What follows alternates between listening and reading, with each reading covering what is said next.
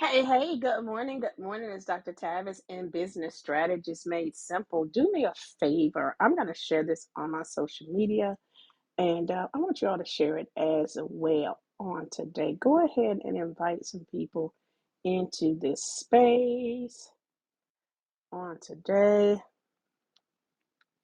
Join us on Clubhouse.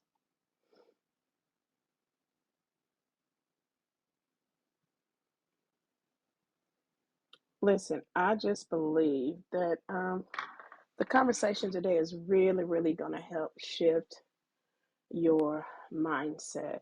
Um, it's going to help shift your mindset as we are going into tax season and as we're doing everything that we need to do. I just believe that when we change our mindset and our belief system about money, let me ask you this: how many people in this space? Let me start here. How many people in this space? God is shifting your mindset about money. He's shifting your mindset about money. I want you to put give me an exclamation. Okay, okay. Dr. Stella and Coach B, Lashana, cool. Deirdre, he's shifting your mindset about money.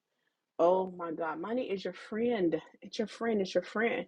You know, there are some things um, that have to transpire in your life if you're going to shift your mindset. And one of those things is you have to look back at your the embedded language that was given to you as a child. Um, did you grow up with the term money is the root of all evil? Because people didn't know that it says the love of money. But you know, sometimes it's subconsciously you have the limited belief of money is really bad and wealthy people are corrupt and you know the white man did this and all of that. It can create a subconscious resistance to financial abundance, and I'm gonna park that one right there. It can create excuse me, a subconscious resistance to financial abundance. And so that's something that I think you really have to um, take a look at when you were being raised, when you were growing up. What was the attitude about money in your family as you were um, growing up? Um, Another thing is having a scarcity mindset. There is never enough money, thinking that it's going to run out. And these things may kind of touch or pierce you a little bit as I'm talking about them on today. They may kind of pierce just a little bit, but just bear with me as we navigate through this conversation. Because if we're going to stretch ourselves and if we're going to believe God for bigger, we've got to understand why we are where we are now and why we haven't grown from this space. We have to understand, wait a second, why am I in this space that I'm in now? And what can I do to even grow even a little bit? And I'm going to tell you, this thing is not for the faint of heart. And it's because I've seen people who are multimillionaires have a scarcity mindset, and I've seen people who were not had a scarcity mindset. So it just really does depend on where you are on the spectrum. And so I'll probably ask you a couple of questions along the way because really and truly, if you navigate this conversation and if you're listening, is going to start your wheels to turning to relieve you from some spaces. Okay. Um, and in doing so and in that is going to help you in the long run. It's going to help you with your goal setting. It's going to help you with your it's going to help you with your goal setting. It's going to help you with everything that you do, right? Because nobody, when I tell you, I want to release some of you with something. Nobody says I like being broke. Nobody says I like being in poverty. Nobody says this is where I want to be. And I snatch those out of the atmosphere. Those are not my words. In the name of Jesus, I put X to the root in the name of Jesus. And so sometimes, no matter how hard you work and everything that you're doing, it just looks like I can't get ahead. Or I've heard people say that I can't get ahead and all of that. What is that subconscious resistance to financial abundance that's playing over and over in your mind? What is that subconscious resistance that's playing over and over in your mind? Mm. And then having a scarcity mindset that there is never enough of it. Like if I said to you, "Oh my gosh, I'm believing God for $25,000," somebody's just gonna sow it into me, or they'll see the work that I do and they want to do a they want to do a they want to sponsor my next event, and they're going to give me $100,000. What is a I want you to be honest. What is the very first what is the very first thing that comes to your mind when I say that? How do you feel when I say that? Right? What is the feeling on the inside of you when I say, "Oh, somebody's going to sow $100,000 into what I have going on"? How does that feel to you? What does that feel like? What does that feel like? And so that's something that you need to think about, is the feeling of it for you. Um, do you think, "I wish somebody could do that for me"? Do you think, "I hate that hadn't happened for me"? Do you think, "I don't need that much. All I need is XYZ. Shoot, I'll take XYZ." So those are the things that you have to really start to think about and to contemplate, right? What are your actual thoughts? Not the thoughts that you tell me, but what are your actual thoughts for that? And it's really, really tricky and really, really interesting, because it could seem, right? It could seem as if those things wouldn't stand in your way. And I'm gonna be honest with you, they can stand in your way. Your entire feeling, your entire everything about when somebody says, "Oh yeah, oh I make $300,000 a year. All I need is this." Right? That's crazy, right? Saying all I need is XYZ 1, 2, 3. That's all I need. Why would you say that? And what I want you to do is I want you to kind of check yourself in that regard, because if that is your attitude, then you need to change your belief about money. And one way to do that is the conversations that we're having, like on today. Brian just stepped into the room. Brian, we're talking about limited beliefs, um, and limited belief system that are really money blockages. And the first thing that I talked about was the believing that, or the belief system that money is the root of all evil. When the Bible says the love of money is, that's number one. But also, what we don't understand is those things, they are, or believing that wealthy people are bad, or back in some of our parents was raised during the Reagan era, where they talked about Reagan really, really bad. My mama didn't, because she was Republican.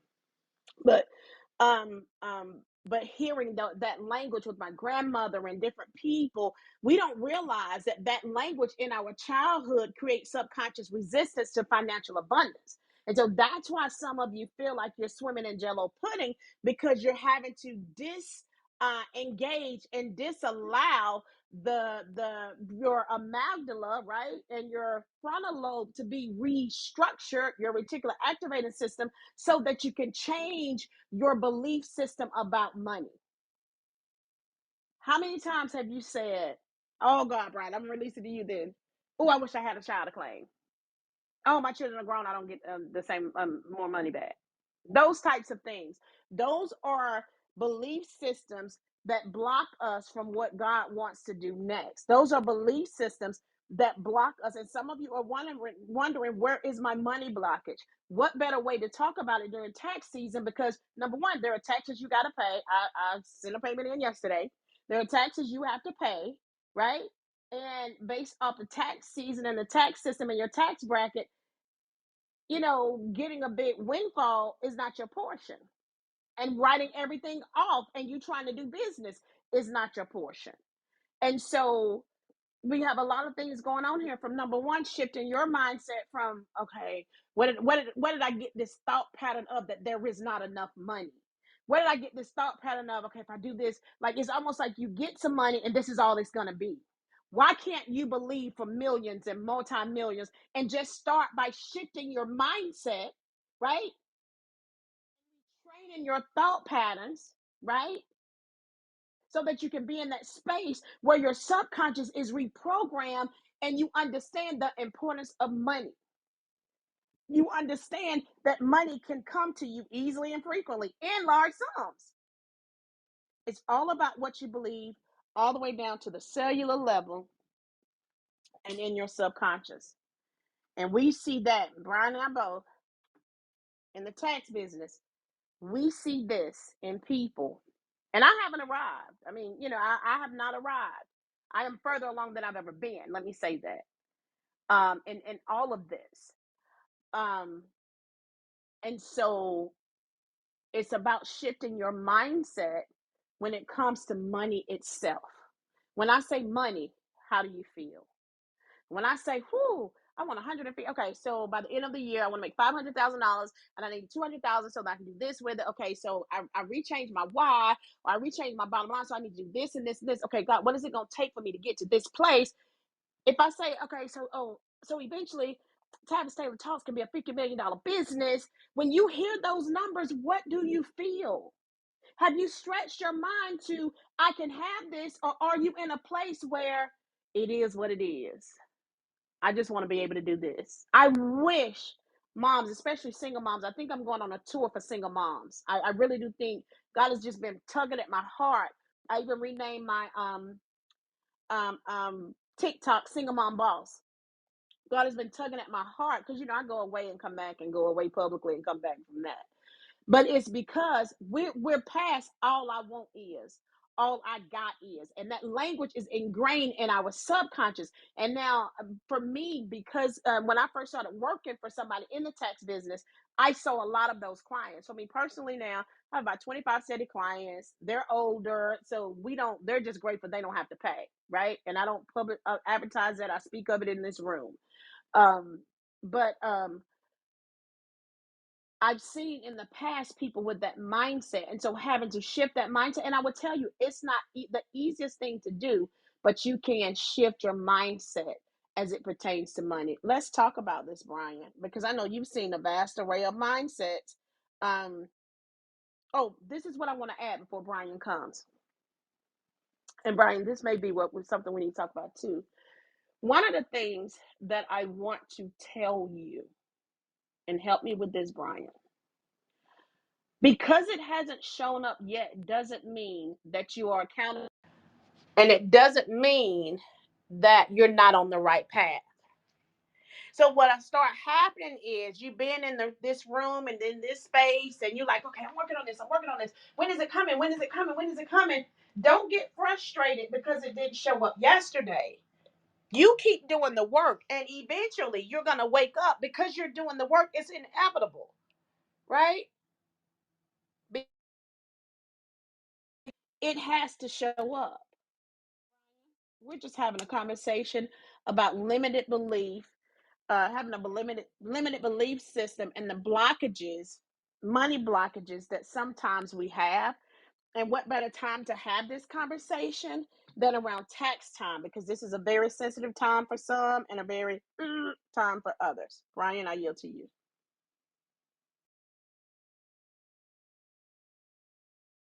All right. Thank you. Thank you, Dr. Tavis. Good morning, everybody. Um, but those beliefs, though, Dr. Tavis, they hinder people tremendously and more than you think because subliminally, you don't even realize it. And if somebody's etched something into your memory for 20 plus years, it now becomes your norm and your belief. So when you start saying, Dr. Tavis, about, money is the root of all evil, money don't grow on trees, rich people are greedy, all of these things, then when I hear you say that, I say you have no desire to be rich. You have no desire to be rich because if you see yourself in that position, are you one of those people? And if you say, well, no, that's not going to be me, then what makes you think every other person in that position is that way? And what they always say about money, money really just intensifies who you really are. So if you're a giver, you're just going to be a bigger giver. If you're an a-hole, you're just gonna be a bigger a-hole with money. And so money basically intensifies who you really are. So this is why I tell people, get abundance of money, because your money is not always your money. If you saying you want to serve, you want to help, you got to have more than enough to be able to serve and help. And so what happens is when we start buying into these misconceptions about money, and money is the root of all evil. And I've heard people say, well, I want to be okay. I don't want to be rich because now people are going to be calling you and people are going to be doing, and that's too much pressure. Know what's pressure? Broke. Broke is pressure. Wondering how I'm going to pay my bill or every month, stressing every month on, I'm gonna pay this bill first, or I'm gonna pay this, or I ain't gonna be able to pay this now, or not living your destined life as you start getting old. That's pressure. No, it's pressure. Wondering if I'm gonna live my fulfilled life before I actually expire in life, or am I too old to basically do the things that I want? That's pressure. So trying to figure out who I'm gonna say no to, or people asking me for a lot of money are always in my pocket when I have money. That ain't no pressure. It's common sense if you believe it. It's common sense in the sense of, if you wasn't with me before I had money, I ain't riding with you when I get it. And we gotta learn to say no. The biggest detriment to us a lot of times is not being able to say no. So that alleviates a whole lot of pressure. No. And so learn that word. And so when we start getting money, and the reason why subliminally that's not a good thing, when we have these beliefs about money and these myths about money in a negative way, think about it. Anything that's negative in your life, you try to disassociate yourself from. Anytime you have negative things in your life, you disassociate yourself from. So now, if my whole mindset is money is bad, I don't want to have too much money, all these different things, then you're going to subliminally find yourself wasting and blowing money because you don't want to be associated with something negative. People will make you feel bad for having money. People will try to make you feel bad for having money. And what happens is a lot of us succumb to that pressure of listening to people and don't want people to judge us, don't want people to talk negatively about us. So we subliminally start getting rid of the money so we'll be able to fit in. And I'll tell you an example. Like, somebody recently told me about my car. I put my car in the shop and it was like, so you basically, you ain't you ain't gonna try to do that yourself. You gonna just bring it to the shop. Because I'm like, yes, I will.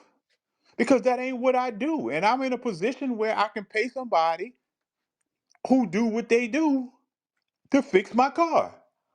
Now, back in the day, when I didn't have no money and I had a cutlass and stuff, like, I can get under that. I can change my alternator, my starter, my brakes. I could do all of that because I pretty much had to. But you ain't gonna make me feel bad that I don't look under my hood no more. And so people will try to make you feel bad because you're in a better position. And what happens is most of us don't want to feel like that. Most of us, because if you get money, you're going to probably be that one person in your circle that's on that level. Or you might have one other person. So now it's almost like you're going to be the majority, a minority. And being the minority, now everybody's against you. So now it's like, okay, am I doing something wrong because I'm in a better position? Because everybody else is not. So now it makes you question yourself. So now you start dummying yourself down because you bought into these beliefs. And so you got to get rid of these beliefs. You got to get rid of these beliefs. And that's why they say, if you're in a circle of 5 people and everybody's broke, eventually the other 4 are broke. Eventually you're going to be the 5th broke person. Because what you're going to start doing is subjecting your lifestyle to make sure that you fit in with the people that you hang around the most. And sometimes, and that's in a negative way. Does that make sense? Oh, that was good, Brian. That was really, really good. I am really feeling this heart to heart conversation that we're having today. Another limited belief, Brian, is I'm not good with money. And holding on to that belief that you're incapable of managing money, it can limit your ability to attract wealth. The thing that I would tell you with that is I'm just not good with money. You do need to be a better steward, but you need to take a class. Dave Ramsey is somebody, you can't do it on your own. And I think one of the frustrations, Brian, is people are trying to get results and they keep doing the same thing. So you got to figure out a way of who can I sit under? Who can I come in here because I like being around Brian, hearing Brian's voice, knowing that Brian is a go-getter, knowing that Brian is a millionaire around millionaires that wants me to be a millionaire. So you got to be careful because you can be around people, they want it for themselves first, or they don't want it for you at all. So you got to be around people who desire that for you. Yeah, y'all benefit from it, but I specifically come. I know y'all benefit, but because I know I'm getting the anointing of a well-traveled, right? He talks the talk, he walks the walk. I'm in the tax business, right? So what better mentor to have in that space? You've got to make sure that you're doing what you need to do, and me included in other areas of my finances. But you've got to make sure that you're doing what you need to do so that you can be positioned around the right people. Go ahead, Brian. Oh no, if I hit it, finish talking, I must have hit it by mistake. So what? And once you do that, now this is what I want to talk about. Are you willing to be uncomfortable in 2024 to get to that next space? There are 3 circles, Brian. Oh my gosh, that I'm being in this year.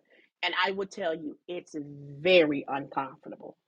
But guess what? It's going to catapult me into this next space in every area of my life. Actually, maybe 4 of them. But I'm willing to do it now.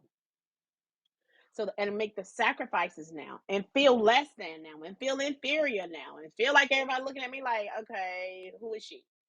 I'm willing to do that now because if I do it and I keep going by the end of the year, every goal that I set, I'll be able to reach it, Brian. But it's because I'm choosing to get in the room in the presence of others who are greater than I. Brian, I've been doing a on purpose. I've been having what's called $7 Sundays, and I need to do it. I've got to do so much better at my marketing, but I've been doing a $7 Sunday, and the Sunday has been goal setting so far. We've done 2 goal setting sessions, and it's goal setting on a whole nother level. And eventually I think I'm gonna package it and put it out as class, but it's very, very solid.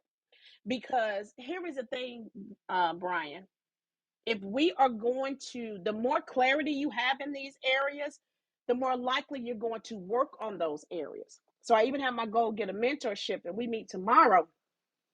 But the more clarity and the more you do the work, what I think people have to understand is you're going to get resistance. First of all, let's go spiritual. Let's go spiritual. Some of you are breaking generational curses, right? Right? And you're just now starting in the last few years to be consistent with it. See, Brian has been at this game for how old were you when you went to college, Brian? Remember the story You, you said how old was I when I was what? when you went to college? Oh, and I was basically 17, 18 when I first went. So let's just say Brian is 37, and we know he ain't, but we're gonna give him 37, Hey, you right? don't know that. You ain't see my birth certificate. So let's just say 17. Now he's 37. He said when his mother said, "I got these $10," and he made up in his mind that his mother's portion was not going to be his portion. That's 20 years of getting it right, getting it wrong, getting something in along the way. But he made up in his mind 20 years ago, that won't be my portion, and I'm going to come and take care of her. Can you say today, do you have a target time when you made up in your mind that that won't be my portion? Oh, I feel God on this thing, Brian. Have you made up in your mind that won't be my portion? And once you make up in your mind that that won't be your portion, then is when that work, your why, and your number becomes so relevant that it's easier for you to do it. Brian, I yield to you. And that's the thing, Dr. Tavis. When I keep preaching intentional, I don't think people basically really get that. It sounds good, and a lot of times to say, I want to change that. I'm good. I'm not good with money.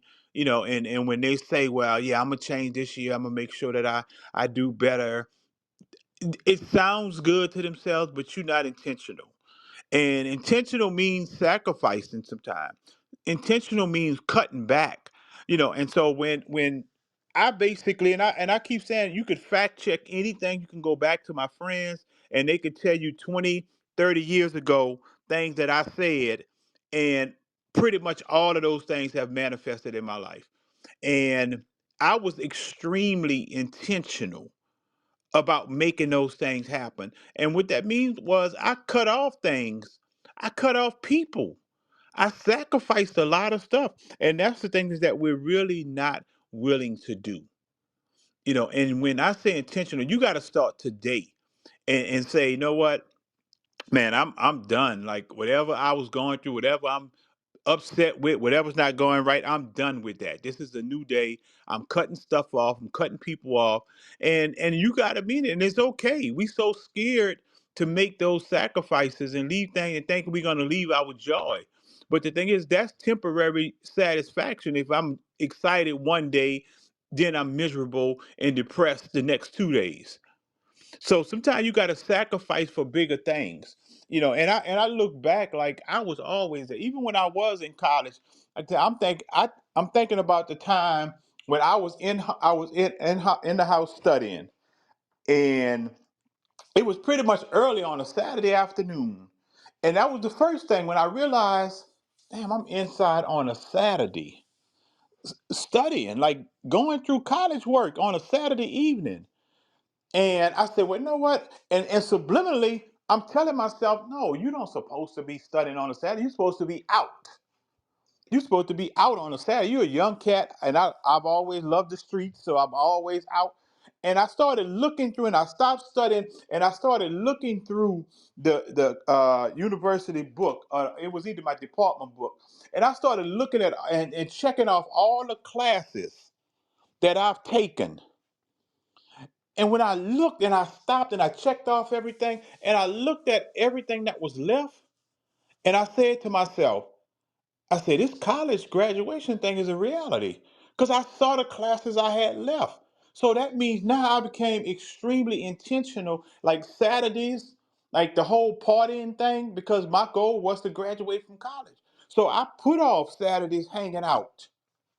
I put off doing all the things that I was doing that was disruptive to the goal that I was trying to achieve. Now, even though it was nice that I definitely wanted to hang out with the fellas and, do whatever we do. And some nights I may have, but it was a lot of times I basically sacrificed that partying to accomplish my goals to I'll be able to party forever. So it's always said, are you willing to give up 5 years of convenience, 5 years of inconvenience to have 45 years of convenience? And most of us not. And that's what you have to do. Starting today, if you're not where you are and you got things you need to accomplish, you need to give up some things now to achieve those goals to be able to live the next 25, 35 years of joy. And we know it already. We know it in the sense of planting seeds and then harvesting later. Like you plant those seeds and then you'll harvest forever. But if you never plant the seeds, you ain't gonna never eat. And that's why we basically years down the line never eat because we never took time to start planting and then watering. And that's basically why I'm in the position that I'm in because I decided to stop, shut it down, eliminate, sacrifice. And now I'm able to now harvest and eat off all of the harvest that I planted years ago. And that's what we have to do. And it's never too late to do it. You may not be able to do it at the level that you initially did, but it's still you can find your peace and happiness. But you got to be intentional. You got to get rid of the mindset of I'm not good with money. Because if you're not good with money, you're going to always try to satisfy your beliefs. And satisfying your beliefs means that I already know I'm not good with money, so I'm gonna go ahead and spend this. Challenge yourself and say, I know I'm not good with money, but I'm gonna show you different. I'm gonna put this money aside. Put it in situations where you can't easily put it out. If you know you get rid of money, if you say I make money, but I spend it, take it and put it into investment accounts.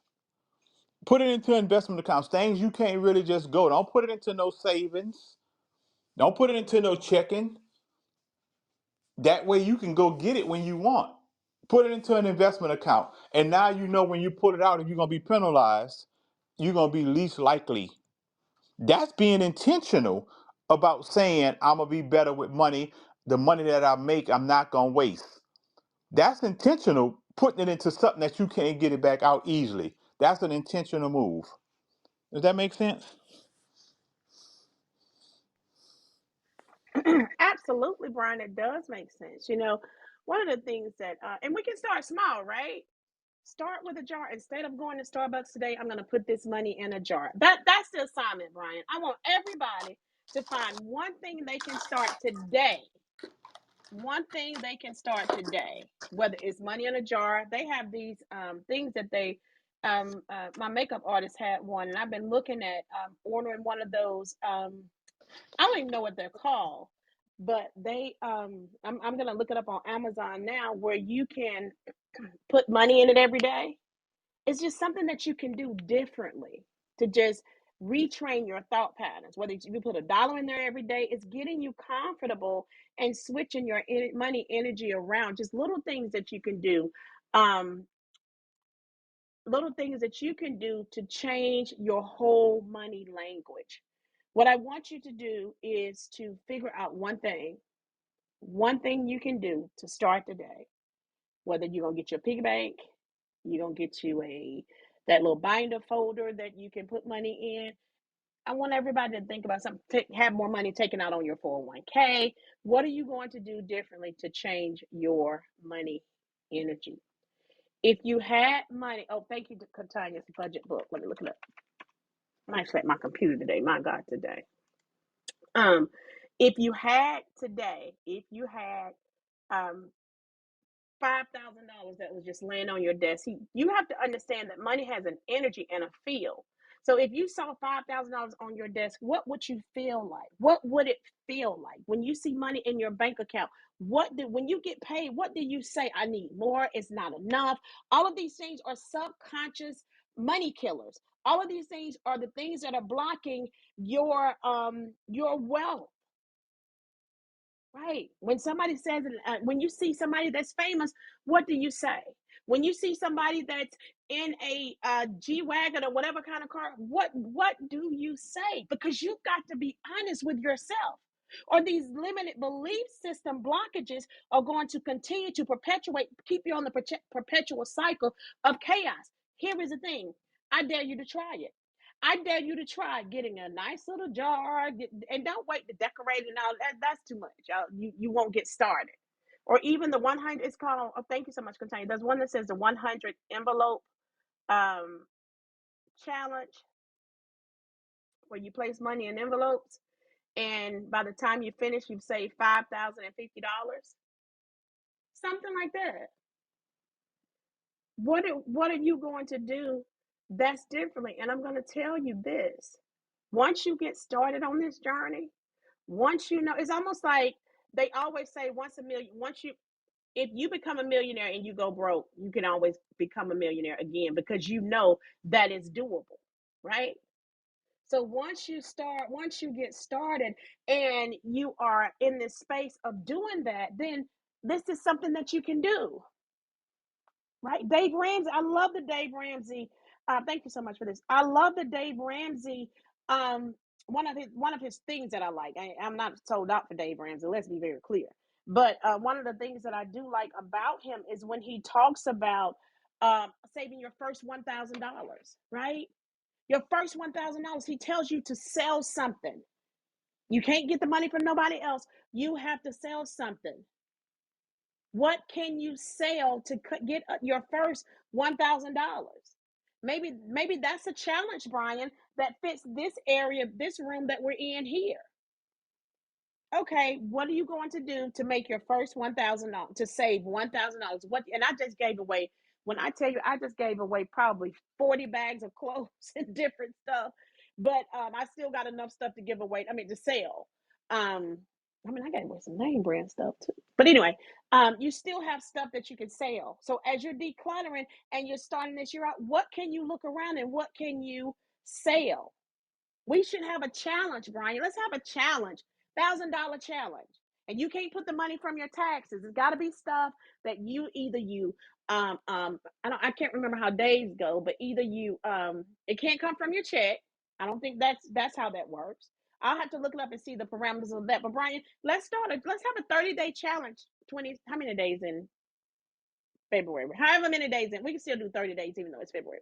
But let's have a 30-day challenge, Brian, to see who can save the most by doing whatever we come up with. Let's do this challenge, Brian, and you can challenge some people in your in your group too, Brian. We're doing a 30-day save your first save $1,000 challenge. We can come up with a fancy name. Let's get this word out there. Let's do this, Brian, because it's going to shift mindsets and it's going to start people to doing it. And Brian, when you do it and when I do it, and if we do it big, other people are going to do it. And the next thing you know, we're changing the economy off of a decision because people are changing the way that they think and feel and see and say about money. It's a mindset thing, right? It's a mindset. So it's shifting your mindset and massaging your reticular activating system. And when you, well, the one thing about the neuropsychology part of it is your behaviors have to start changing in order for you to get the results that you need. So positive behavior, positive changes, you get positive results. Now we think that's common sense, but we know that it's not everything that we do. And it's not how we operate, because if it was, we wouldn't be in some of the situations that we're in now, right? What do you think about that, Brian?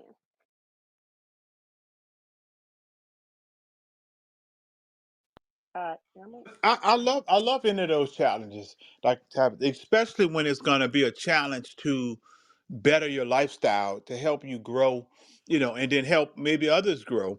And it's funny that you said it, because one of the books that I'm listening to, that I was actually listening to right before I got on the call, he talked about when you mentioned about losing money and being able to get it back, because it's a mindset. Money, it's a mindset. And so when you become a money magnet, and I tell people, this is one of the reasons why I'm never scared to lose money, because I always feel like, and I've always felt like that, even when I was younger, that I can make money. I've always made money. But I always, now that I know and I kind of know the blueprint and I understand money a little bit, I'm never scared to lose money, because once you basically learn how to make it, it'll never be a problem getting it again. And that's like anything else. If you do arts and crafts, if you make something, you be like, oh my God, this was fabulous, and you drop it and break it, you mad because you broke it, but you ain't really tripping because you've done it already, so you can do it again. You can make the same thing again. And so, and the book that I'm reading is called, the 9-figure mindset. And with that is by Brandon Dawson. But he talked about that. He was saying how he kind of went to a company. His parents went through a divorce, and he was trying to move up the company that his family had. But when the divorce happened, he pretty sure the company was gonna fold. But he said, you know what? I'm not even worried about it, because I learned how to hustle once before when he had to, and he learned how to make money. So he was like, I'm not even really worried about it. He uprooted his family and went to another city and did some things, and he wasn't even worried about it. He said, because I've done it once, so I know I can do it. He said, that's the belief I had. So he was comfortable. He wasn't stressing. And a lot of times we be stressing because we don't know if we can do it. And I tell people that one of the biggest things that we have with ourselves is betting on ourselves. And I always say, most people, as great as they say they are, if you ask them to bet on themselves and say, all right, you got to go quit your job and bet on what you basically trying to do. If you say you got a business and you doing this, if you basically believed in you and you say you all the things that you are, then make it happen. Most people won't do it, but the thing is, it's easier to do once you've done it. So at least get in the game, make it happen, see the results, and if it don't work, try it again. Know what you didn't do. And if it does work, that comfort that comes with that, because now I've done it so I can do it again, is a beautiful feeling. So you got to get in, and it was just funny that you said that because I just listened to him say that. And with challenging, sacrificing, all of that, you got to start somewhere. Like yesterday, I've been saying for a couple of years now, like on Mondays. Mondays is usually my slower day. Um, and so I've been saying on Mondays, what I'm gonna do is I'm gonna start fasting on Mondays. I said because I don't see clients on Mondays. I don't have a scheduled gym day on Mondays. So I'm gonna start fasting on Mondays. And I've been putting it off. And so yesterday I did. I said, well, you know what? I'm gonna just do a water and a liquid fast. And I say mostly out of discipline to train my mind to be able to give up something and realize that over time you can do without things. So yesterday I wasn't hungry for most of the day because mentally I wasn't thinking about it. I was drinking a lot of water, a lot of water. Maybe I wasn't hungry because I was walking to the bathroom so much to where I didn't even think about me eating because I had to go to the bathroom so often. But that's another story. But I fought throughout the day. I fought like just picking up like Brian, just do a little something. Like a little something ain't gonna hurt. A little something ain't gonna hurt. If you just did a piece of something, that ain't gonna hurt nothing because again, and I just kept fighting. No, if you said that you was gonna not basically eat anything, then don't. And so it was just a matter, all right. Even when I went to the office, they always have candy out. They had the little Reese's peanut butter cup and the little baby Snickers, and I was like, oh, that's just a little piece. That ain't gonna be like, no, but that's not part of your discipline if you say no. And so you got to challenge yourself even with little things like that. And when I got through the night, all I thought about was waking up today, eating something. But I just kept staying true to it. Even late night when I got hungry, I was like, no, I say, just go to bed. Just go to bed. That way you ain't gonna think about it. But what happens is that when you start challenging yourself, like I'm extremely excited that I passed that test now. So when I do it the next time, it's going to be a lot easier. And it's going to get easier and easier. Then I'm going to do 2 days. Then I'm going to do 3 days. And so you have to basically challenge yourself. And my challenge was create my discipline. Because what I understand is if you create discipline in one area of your life, it spills over to everything now. You become a disciplined person.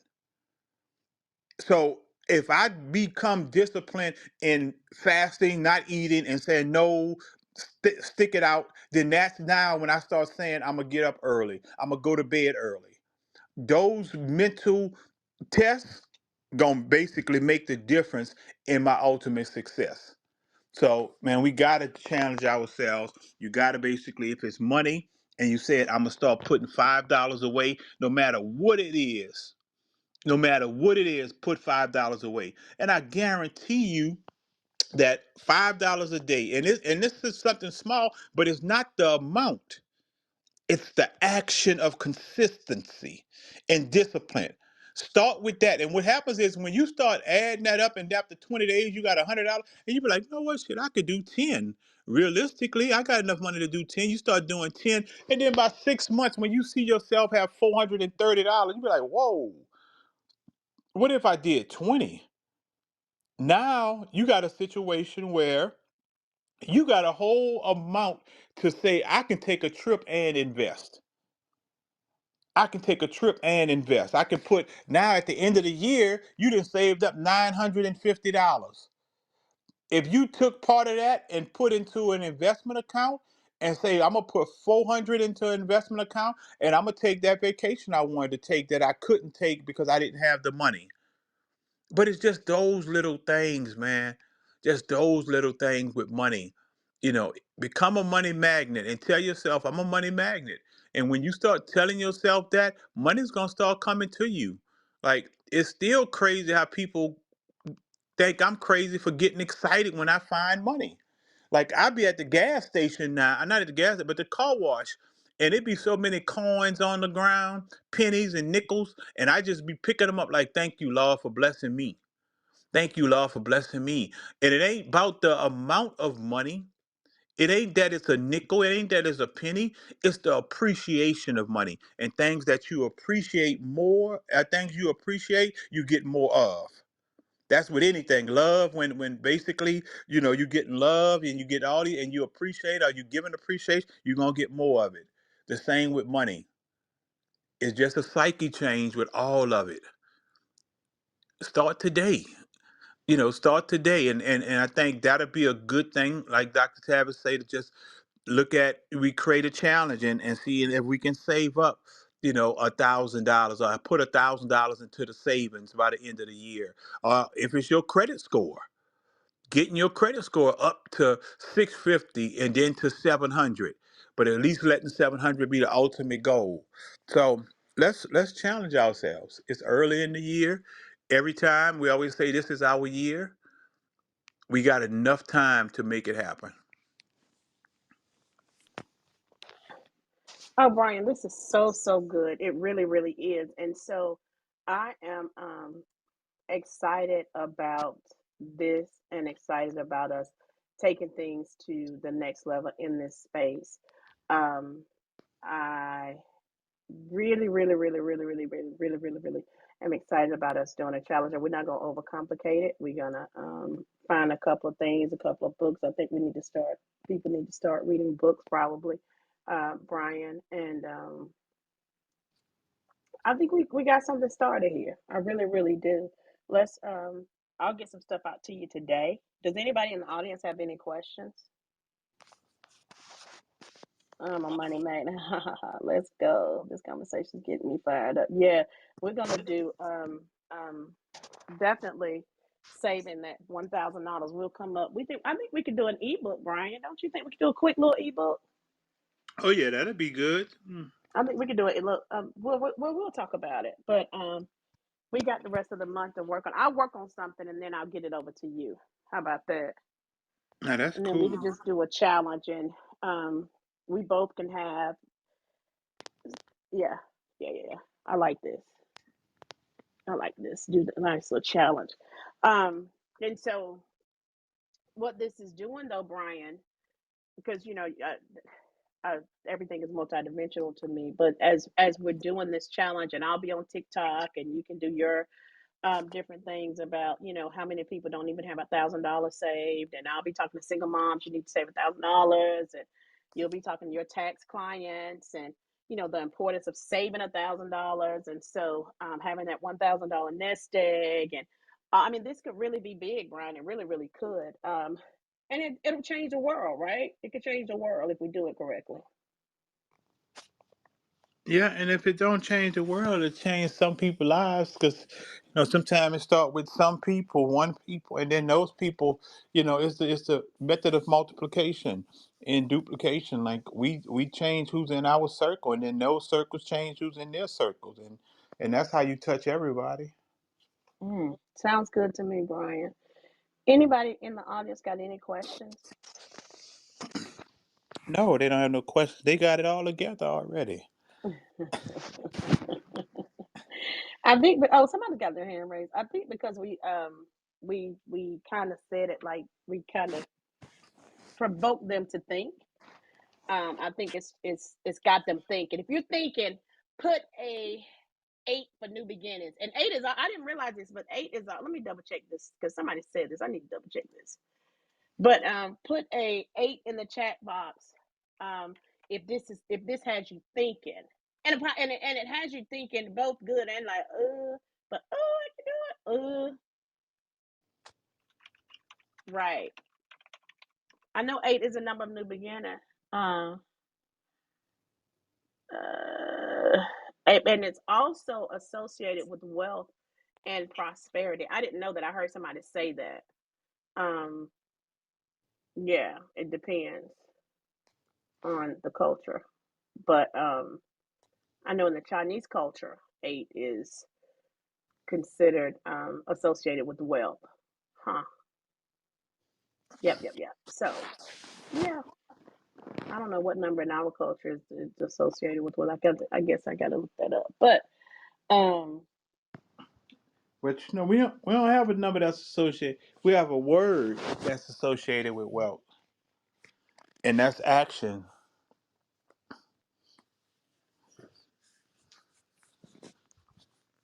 Absolutely. Welcome to the stage, Iman. What's your question? Good morning, it's Iman. Um, I have a question. You said it can't be from your checking, or your like I get paid this week, but you said it can be. We got to sell something or figure out a process on how to get the money without getting it out of our We haven't, checking yeah, account. I said that, but I yeah, mean I our said that, but checks. we Okay. haven't come up with the our own personal rules for that as of Okay. yet. Okay. For me, I would love for it to be more, not more thought provoking, but more cause us to have to do more actions, Brian. Even if it means you are selling a product, you're gonna it's to provoke us to think outside of the box as well, is what it's to do. Brian, your input. Well, yeah, you definitely don't want it coming out of your savings because, again, that's the easy way out. You want to challenge yourself to be able to sell a service, an idea, a product, or something like that. Um, and then if what we have to do is look at a plan, because if somebody on here don't have a business or a service or anything that they're not doing, then then the sacrifice will come from taking a percentage of maybe your check, or something like that, and then putting that away each month, each week, every 2 weeks, or however often you get paid. But yeah, that's the thing that we would have to just kind of look at. But the individuals who have products is now, again, let's get that back on the shelf. Let's get it back out there. Let's get some marketing. Let's get some things sold. Let's have an event for you. If you have a book, if you're an author, relaunch for this year, have a new book signing, put it back on the site, have a reading. One of the main things we have at the RB Solution Center are book signings. We have an author initiative every month, which is coming up. I think that one's next week, but I'll look on the site. But if you go to the rbsolutioncenter.com, you'll see all the events that's coming up. We have a pop-up shop for businesses. So if you want to sell product, we got a pop-up shop where we have vendors, for the low low. So you can come and sell 10 of your products and get your, so it's you just have to be creative, but we need to see what we need to do to get you back in the game if you have a business or a service that's sellable.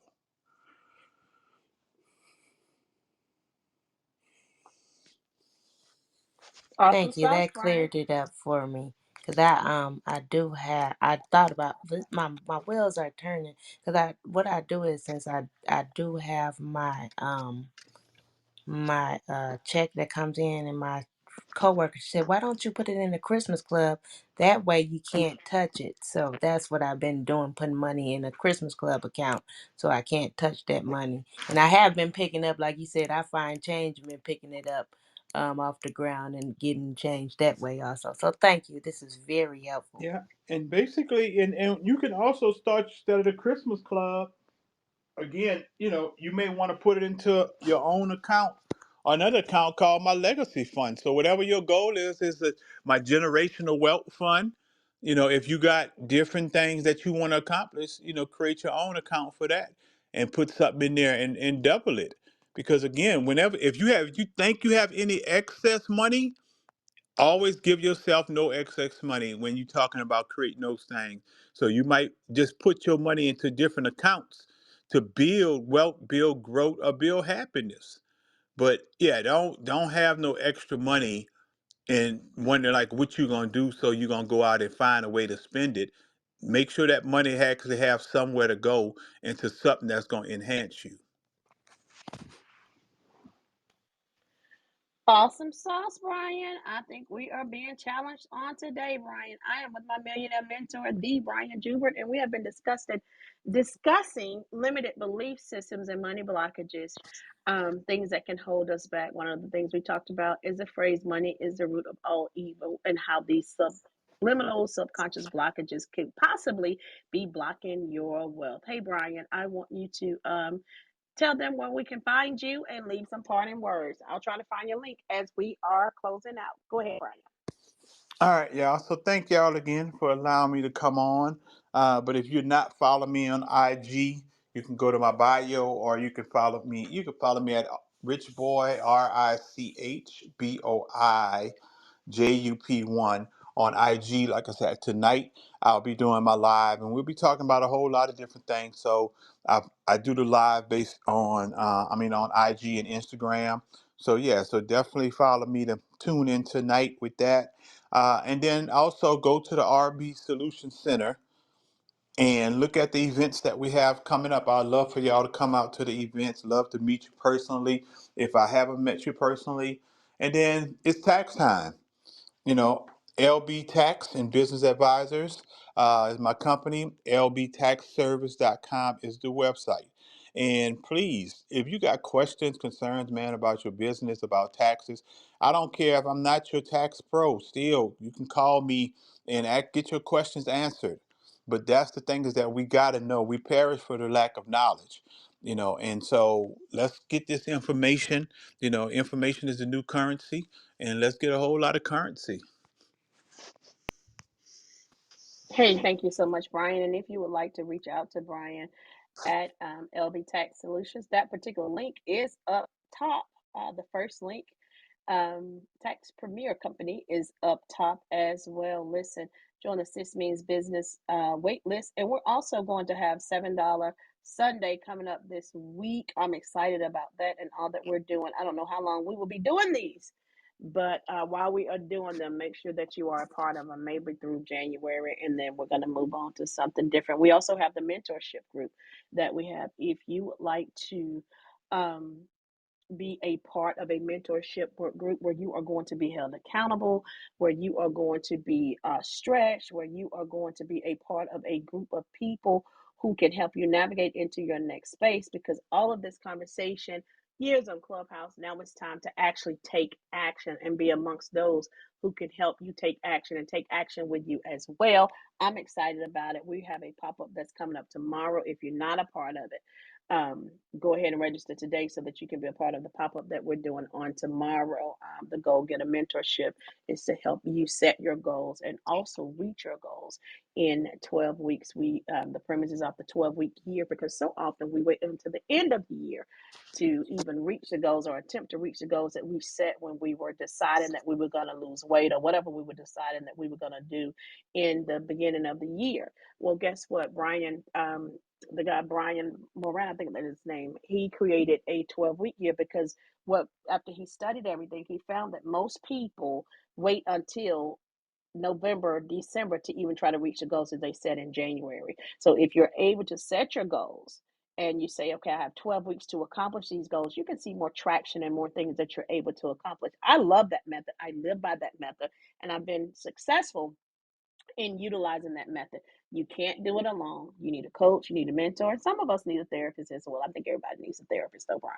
But in the meantime, listen, go about your day, go about your business, and make sure you thinking today about how can I not necessarily save money, but redirect my funds. Think about it on today as we get this challenge together that we'll probably start I think we'll start in February. And even though April is financial literacy month, if we down pack it good enough, Ryan, we can do the first time, then start it back again in April for financial literacy month as well. Put it on rinse and repeat and collect our coins. Thank you all so much for joining us. This room will be closing in 5, 4, 3, 2, 1. Make it a great day. Bye.